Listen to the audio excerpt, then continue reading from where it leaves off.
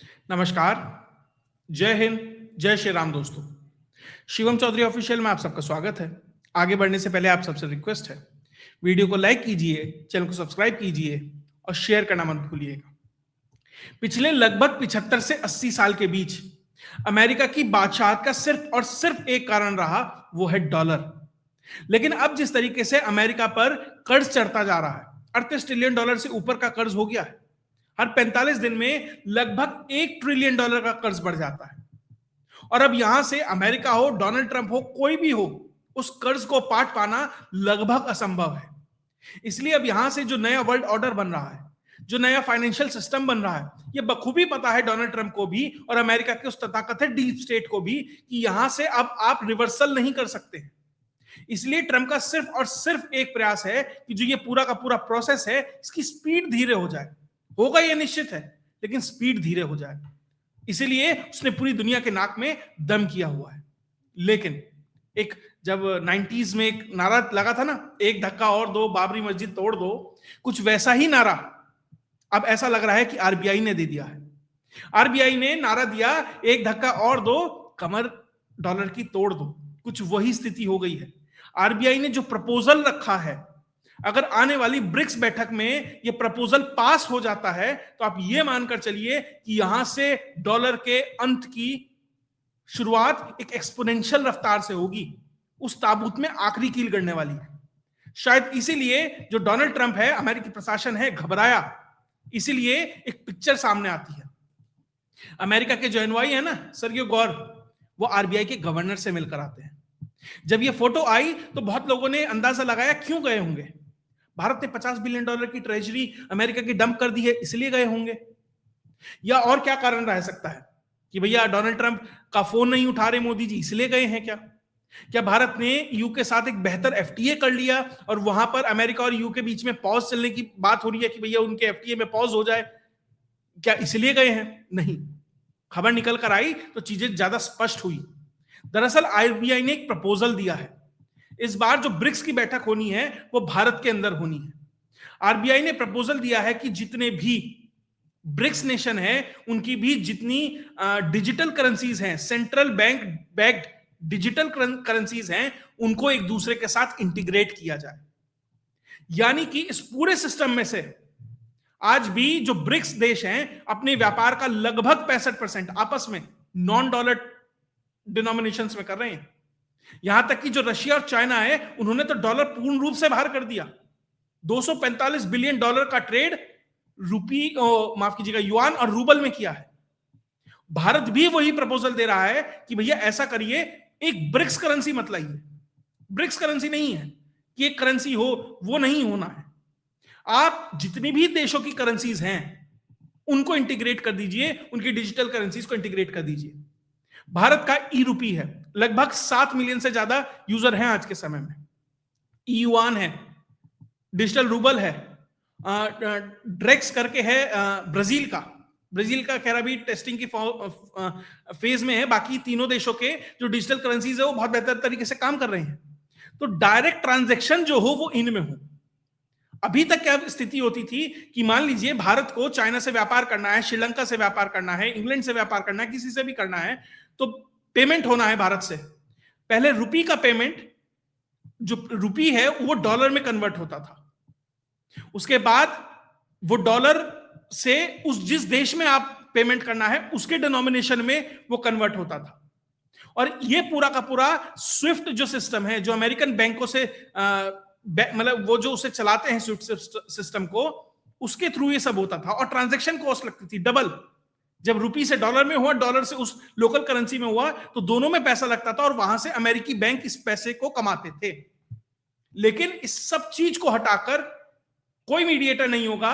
सारा का सारा काम जो पहले 2 से 3 दिन में होता था, अब मिनटों या सेकंडों में होना चाहिए। कि यहां से जैसे यूपीआई करते हैं ना, फटाफट पेमेंट किया, यूपीआई हुआ। अब बहुत सारे ऐप्स तो अब ये भी बताते हैं कि हमने 2.36 सेकंड में कर दिया, हमने 3.11 सेकंड में कर दिया, अब तो ये भी बताते हैं। तो उसी तरीके से उसी पेस पर वो ट्रांजैक्शन होना चाहिए। लेकिन अभी इसमें जो 2 से 3 बड़ी सबसे बड़ी ऑब्स्टिकल हैं कि किस प्लेटफॉर्म के ऊपर, किस सॉफ्टवेयर के ऊपर ये पूरा का पूरा सिस्टम बनाया जाए, क्योंकि जो चाइना है उसका जो युआन है वो अलग तरीके से काम करता है, भारत का ई रूपी अलग है, रूबल अलग तरीके से है। उसी तरीके से कॉमन प्लेटफॉर्म तलाशा जाए जिसके ऊपर ये सारी करेंसीज आकर उस ट्रांजैक्शन को कर सकें और सारी जो ई रूपीज हैं, सारी ई करेंसीज हैं, वो इंटीग्रेट हो सके। उसके अलावा वो साइबर सिक्योरिटी हो, डेटा का ब्रीच ना हो, ये बहुत जरूरी है।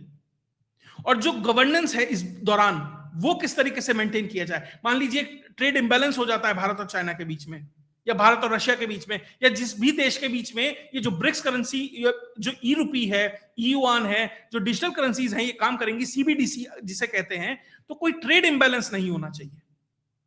वो कैसे ठीक करेंगे? ये सारी चीजें हैं, वो गवर्नेंस के इश्यूज नहीं आने चाहिए।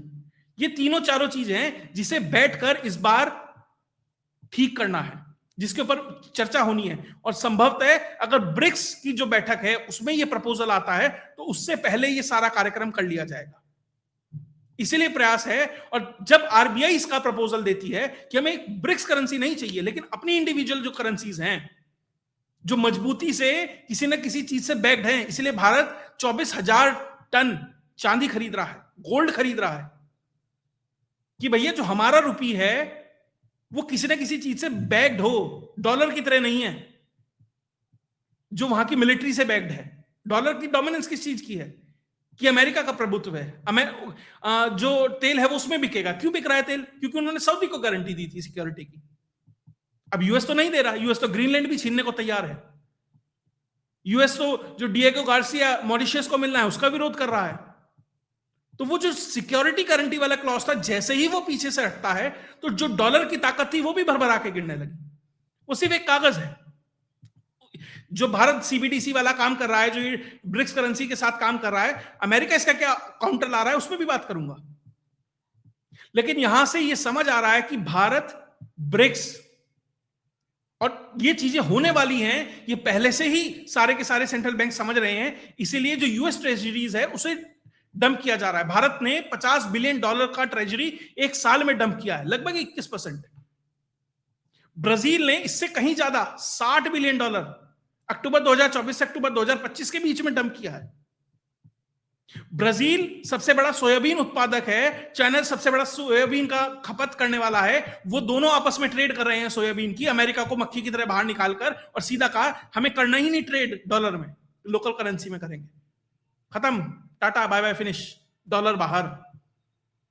यही भारत करना चाह रहा है, डॉलर बाहर, अपनी इंडिविजुअल करेंसीज में करेंगे, डॉलर के डोमिनेंस से बचे रहेंगे, स्विफ्ट सिस्टम से बचे रहेंगे, उस कन्वर्जन रेट में जो मोटा पैसा देना पड़ता है उससे बचे रहेंगे, सैंक्शन से बचे रहेंगे। और यह बात दुनिया को समझ आई जब यूक्रेन वाली बात हुई, कि जब यूक्रेन का युद्ध होता है और रशियन एसेट्स को फ्रीज कर दिया जाता है तो दुनिया को समझ आया कि किस हद तक वल्नरेबल हैं हम, किस हद तक अमेरिका का डोमिनेंस, मतलब अमेरिका की जो हाथ है हमारी जेबों में है, वो जब चाहे उस पैसे को पकड़कर खींच सकता है और हम कुछ नहीं कर पाएंगे। उस सिस्टम से बाहर निकलना है। खैर, चाइना ऑलरेडी CIPS नाम से एक ऐसा ऑल्टरनेटिव पेमेंट सिस्टम चलाता है और पिछले साल में लगभग $24 ट्रिलियन से ज्यादा का लेन देन हुआ है उस सिस्टम से। लेकिन अब भारत चाहता है कि एक इंडिपेंडेंट कंट्री पे भी ना हो, एक सिंगल करेंसी भी ना हो, ब्रिक्स की जो सारी करेंसीज हैं वो आपस में करें और एक कॉमन प्लेटफॉर्म पे करें। ये जो एक तरीके से कह सकते हैं उसकी चर्चा है, उसका प्रयास है। और बहुत जरूरी है, अगर आपको एक फाइनेंशियल इंडिपेंडेंस चाहिए, डॉलर के हेजेमनी से बाहर निकलना है, वो सॉवरेनिटी चाहिए कि किस तरीके से व्यापार कर सके बिना डरे। उसी लिए ये CBDC वाला जो प्रपोजल है भारत का, वो ब्रिक्स में रखा जाएगा और इसीलिए अमेरिका परेशान है। लेकिन अमेरिका भी इसका एक काउंटर रख रहा है। अमेरिका स्टेबल कॉइन लॉन्च कर रहा है क्योंकि उसे समझ आ रहा है कि भैया जो ये क्रिप्टो का दौर है, जो ये ब्लॉकचेन का दौर है, आपको यहां पर स्पीड लानी पड़ेगी। स्विफ्ट सिस्टम में क्या होता है, 2-3 दिन लग जाते हैं। अगर वो टेक्नोलॉजी, वो प्लेटफॉर्म, वो फ्रेमवर्क है कि जहां पर आप चीजें ज्यादा बेहतर तेजी से कर सकते हैं, तो आपको ब्लॉकचेन पर आना पड़ेगा। इसीलिए वो स्टेबल कॉइन करके लाया है। और स्टेबल कॉइन डॉलर बैक्ड है। यहां पर जो ई करेंसी है वो देश की अर्थव्यवस्थाओं से बैक है। सेंट्रल बैंक जो है यहां के, वो उसकी गारंटी ले रहे हैं। उसके एवज में उनके पास सोना है, चांदी है, तांबा है, अलग अलग कमोडिटीज हैं, डेमोग्राफी है, बहुत सारी चीजें हैं। अमेरिका के पास क्या है? जो वो उस स्टेबल कॉइन को बैक कर रहा है, उस डॉलर के बलबूते कर रहा है, वो डॉलर जो ऑलरेडी डिक्लाइनिंग फेज में है। ऐसा नहीं है कि जो स्टेबल कॉइन है वो एकदम से मतलब कूड़ा कचरा है, लेकिन आज भी उसका वैल्यू है। लेकिन क्या वो सीबीडीसी के बलबूते इसके समक्ष खड़ा कर पाएगा एक ऑल्टरनेटिव सिस्टम? संभावनाएं तो कम है। और यहां पर जो ई रुपी है, ई युआन है, जो डिजिटल करेंसी है, वो सेंट्रल बैंक जारी करते हैं, और वहां पर प्राइवेट कंपनीज जो हैं वो स्टेबल कॉइन लॉन्च कर रही हैं, वो स्टेबल कॉइन लेकर आ रही हैं। और लगभग 2030 तक 2 ट्रिलियन से 4 ट्रिलियन डॉलर के आसपास के स्टेबल कॉइन मार्केट के अंदर होंगे। और स्टेबल कॉइन लॉन्च करने वाली कंपनीज कौन सी हैं? यूएसडीसी है, सर्कल इंटरनेट फाइनेंशियल्स करके कंपनी है, वो निकाल रही है।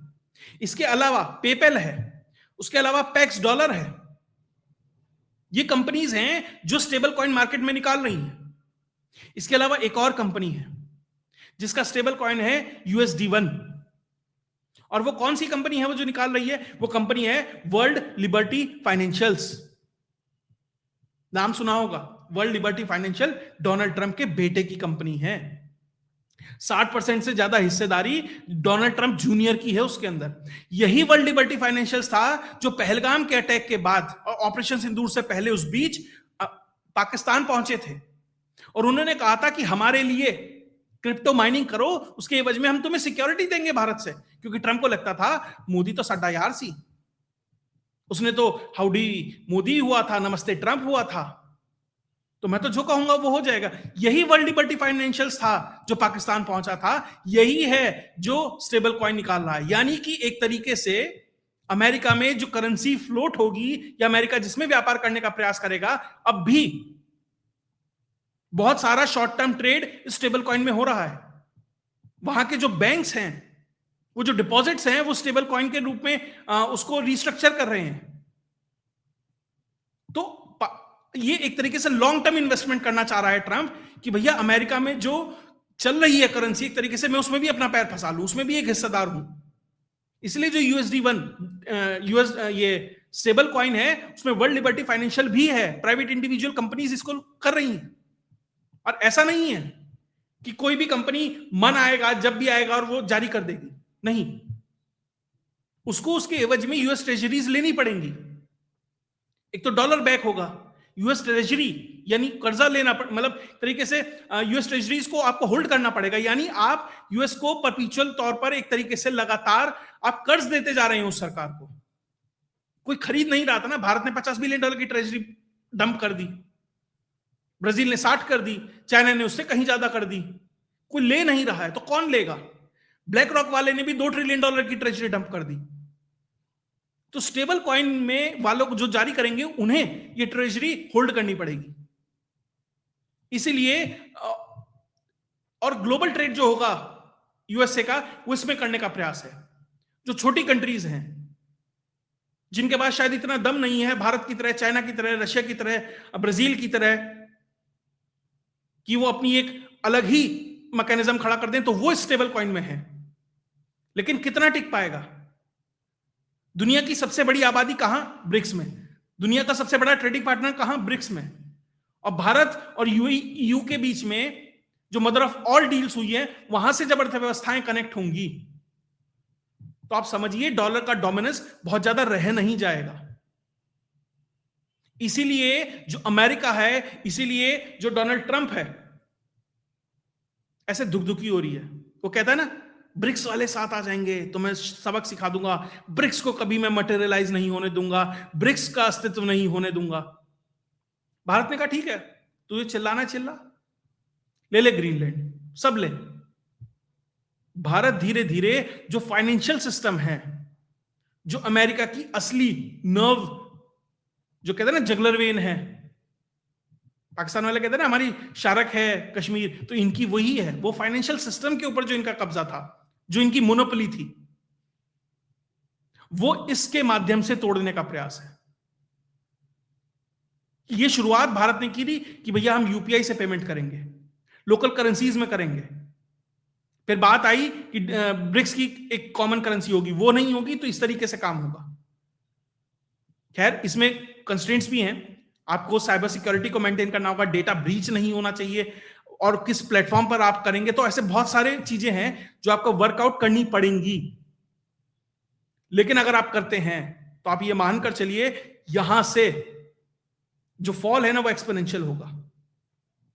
और जो यूएई वाला भारत आया ना, एमबीजेड आने के दो सबसे बड़े कारण थे, अपनी जान बचाना और यूएई की फाइनेंशियल सिस्टम्स की जान बचाना। वो खुद चाहता है इस ब्रिक्स में इंटीग्रेट होना, क्योंकि उसे पता है जिस दिन डॉलर के में आप ट्रेड करना बंद कर देंगे तो फाइनेंशियल हब ही है ना, लेन देन उसके थ्रू ही होता है ना, वाया वाया वाया वाया।